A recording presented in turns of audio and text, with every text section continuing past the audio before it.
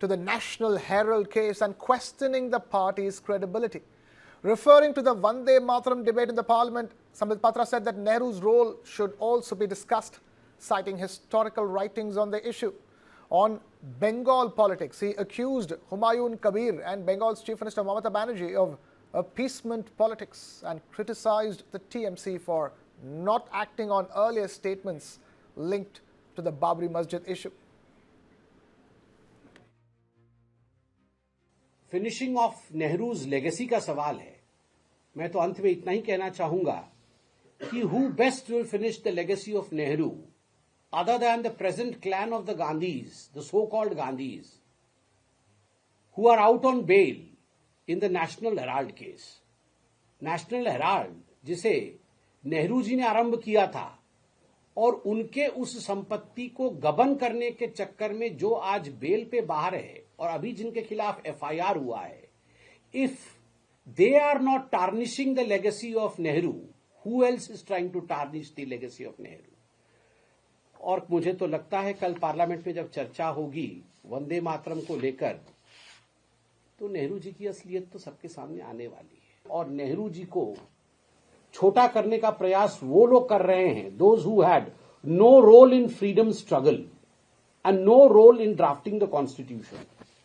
और बार बार आपका रहता है कि the ideology which killed Gandhi. मुझे लगता है कोर्ट में इतनी बार केस होने के बाद, कपूर कमीशन के बाद, सुप्रीम कोर्ट के जजमेंट के बाद, और आप लोगों के खिलाफ और आप लोग जैसे कुछ लोग जिन्होंने इस विषय को बढ़ाने की कोशिश की, आर्टिकल लिखने की कोशिश की विख्यात अखबारों में, उनके खिलाफ डिफेमेशन जाने के बावजूद आप बार बार ये बता रही हैं.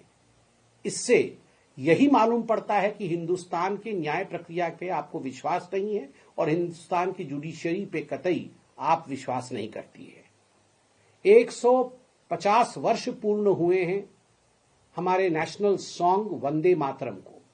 बंकिम चंद्र चट्टोपाध्याय जी ने 1875 7 नवंबर को वंदे मातरम लिखा था. वंदे मातरम आगे चल के आनंद मठ जो उनका नॉवेल है, उस नॉवेल का हिस्सा बना.